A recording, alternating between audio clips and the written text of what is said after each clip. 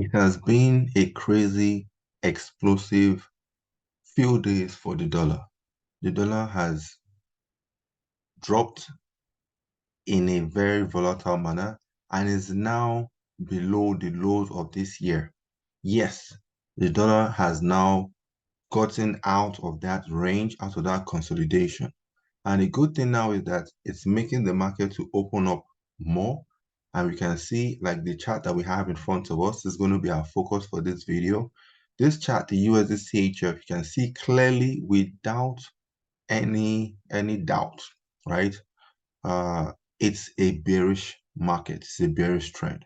But the question now is, what do you want to do with this USDCHF from the hourly time frame, from the H1, right? Of course, as a trend trader, you should already know that you want to enter the market and sell because it's dropping, it's selling.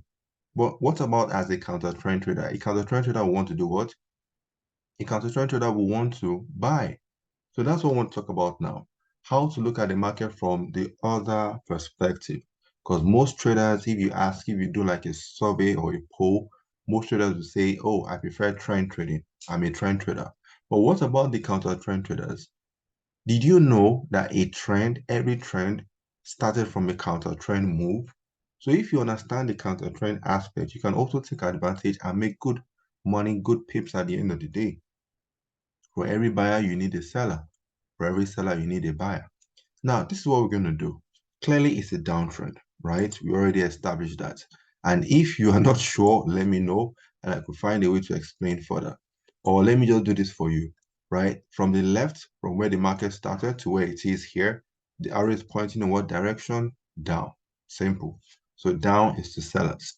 So now, if you look at the story that the market has been portraying, first of all, we had this range, this sideways market for a little while. As you can see over here, the market was going sideways, sideways, sideways over here for a little while. And then something happened. It broke out over here, broke out, and then retested and then dropped further down. As a matter of fact, this is from this week. Because this week, it has dropped over 300 pips, right? This is the USDCHF, so you can confirm from your end as well. So it has dropped over 300 pips. So another question now also is, where are the buyers? What are the sellers even doing? Think about it. The sellers are cashing out. They're taking their profit. As they're taking their profit, what are they doing? They are handing over to the buyers. It's a handshake. Trading is a handshake between the buyers and the sellers. So as the sellers are taking their profit, they're handing over to the buyers. So if you want to buy on this particular chart, you are a counter trend trader. Now, the counter trend trader, you want to enter the market. Let me clean this off first of all. You want to enter the market. There's some things you need to consider. First of all, what is the market saying with respect to the behavior, the reaction? Look over here. We had this straight down move, which is a vertical move.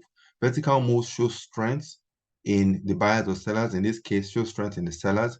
But then after, look very well. We have this diagonal move showing that price is starting to slow down, right? Started to reduce its heavy pace.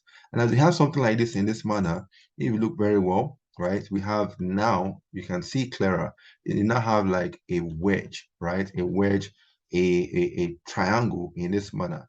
What does this mean? This means that price is now starting to close up, to slow down. As it's slowing down, that is price. As it's slowing down, you could also use an oscillator, probably like when you talk about oscillators, we have the popular RSI, Relative Strength Index, or the MACD, Moving Average Convergence Divergence.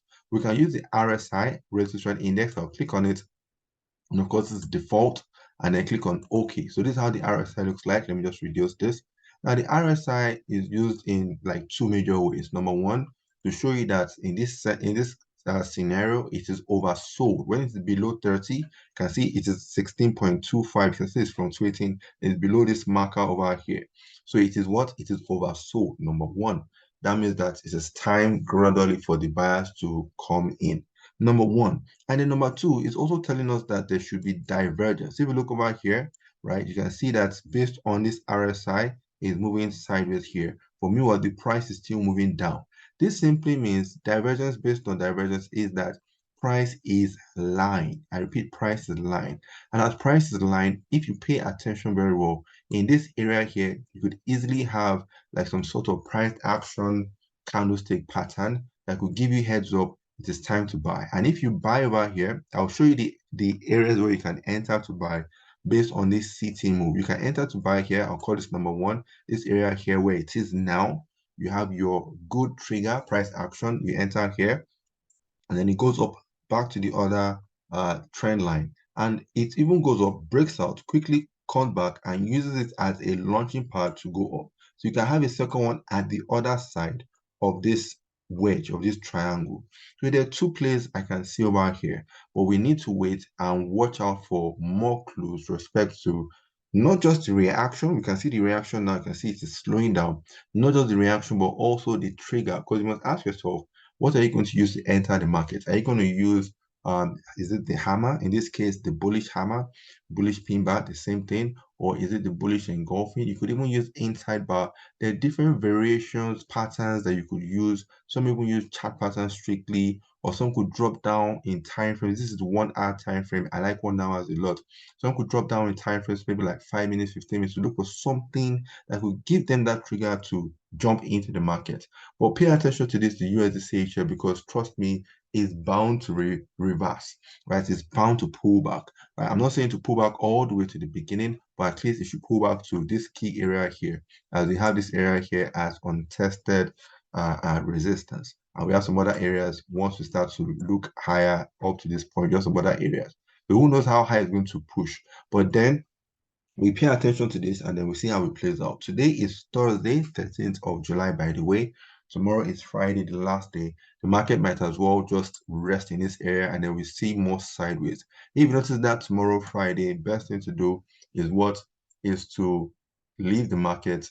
For me, personally, I don't hold this over the weekend. So for me, I'll just leave the market and let it be till next week. Wait for further and fresh information. I want to stop here. If this video has been helpful, give it a thumbs up. If you're new to the channel, subscribe, turn on the notification bell, ask questions, and of course, we will help you out. Now, don't forget, this is reversal. This is counter trend trading, which is not suitable for everybody. And then, by the way, the information that we're giving you is strictly for educational purposes, but not to be used as a form of signal. So we want to say thank you guys for joining us. This has indeed been a good one. We would reach out much later with an update on this particular instrument. And if you have any question, feel free to ask as well. Thank you guys. Enjoy the rest of the day. Trade safely and goodbye for now. Cheers.